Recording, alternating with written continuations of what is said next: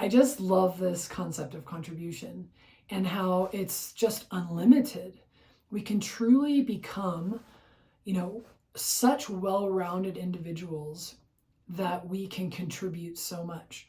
And in my last video, I talked about how the word contribute means to give or share what you have, which means I have to have something first, right? So I inherently have, just a self-worth as a human being on this planet that I show up and share with others. But the amazing thing about being a human is I can develop skills and I can learn new things that I can then share with others. So I want to recognize what I have, and I want to develop myself in ways that are meaningful so that I can share more of what I have as I gather more. And as coaches, I really want you guys to expand your understanding of what you can develop in your players.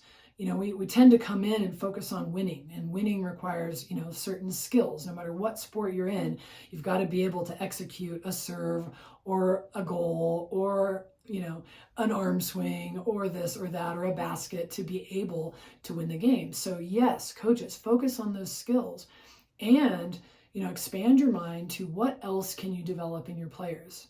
What else do they need to be developed to actually contribute those skills consistently?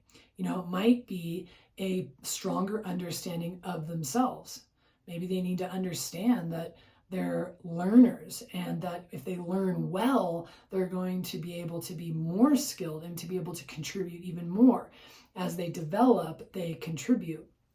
And there's other elements, right? It's really endless. They can develop self-confidence. They can develop self-leadership. They can develop self-awareness. They can develop a self-mentality or a mental strength. They can develop a sense of others and how to work with others and develop self-relating and relating skills. They can develop communication skills. How do I claim what's mine?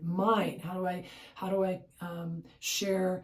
How do I inspire others to take theirs? That one's yours. How do I communicate clearly that this is what we need to do here, and let's make this adjustment here, and let's shift this on the offense so that we can as a team be more successful.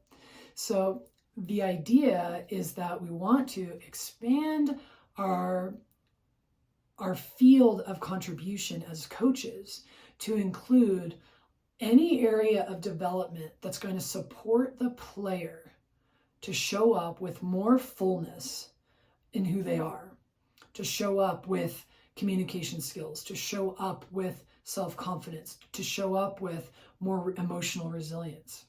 But these things aren't going to happen unless we start coaching to them, right? If we just coach the skills, if we just coach how to get from 10 points to 15 points, then they're going to be more robotic. They're just going to be trying to execute skills instead of recognizing that they're a really strong and powerful individual that's applying themselves, right, from a place of centeredness, a place of focus, a place of confidence to a particular skill in relationship to others to earn those points. And that's a different point. That's a different starting point than let's just come in and everybody let's practice, passing or throwing and, try to get these points. So coaches, expand what you think you can develop in your players and spend some time thinking creatively about what you want to help these players with, right? You want to help them develop better practice habits, which will lead to better study habits.